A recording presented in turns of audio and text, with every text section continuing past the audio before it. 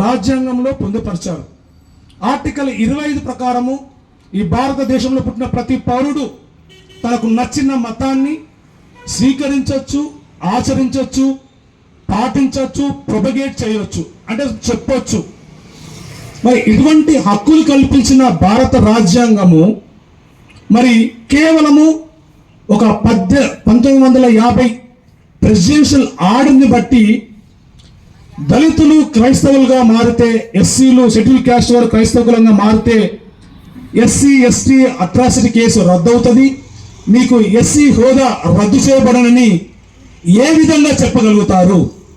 ఇది మరి భారత రాజ్యాంగానికి విరుద్ధం కాదా? ముఖ్యంగా భారతదేశము లౌకికవాదమని, సెక్యులరిజం అని గర్వంగా చెప్పుకుంటున్నామే.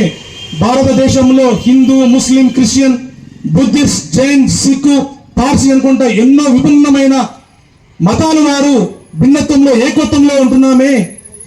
మరి అలాంటప్పుడు గౌరవ సుప్రీంకోర్టు మనందరికీ తల్లి లాంటిది మరి ఏ విధంగా మరి అగ్రవర్ణాల్లో బ్రాహ్మణులు, క్షత్రియులు, వైశ్యులు క్రైస్తవ మతంలోకి మారితే మరి కులము మారదు.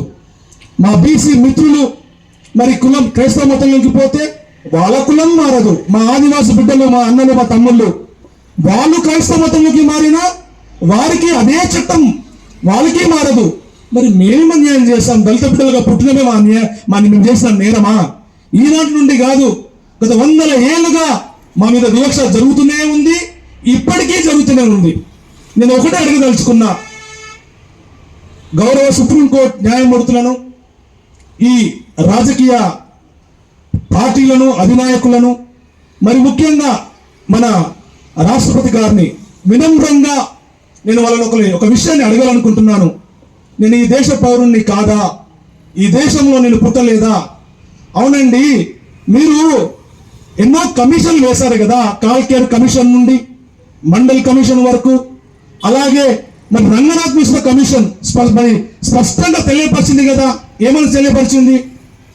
దళితులు అనగా షెడ్యూల్ క్యాస్ట్ చెందిన బిడ్డలు క్రైస్తవ మతంలో మారినప్పుడు సామాజికంగా, ఆర్థికంగా వాళ్ళ వివక్షణ ఇంకా కొనసాగుతూనే ఉంది. ఎందుకంటే వాళ్ళు గ్రౌండ్ లెవెల్లో వెళ్ళి నిజ నిర్ధారణ చేసి ఆ కమిషన్ని, ఆ రిపోర్ట్ను వాళ్ళు ఇచ్చినాక కూడా దాన్ని పట్టించుకోకపోవడము చాలా దురదృష్టకరం.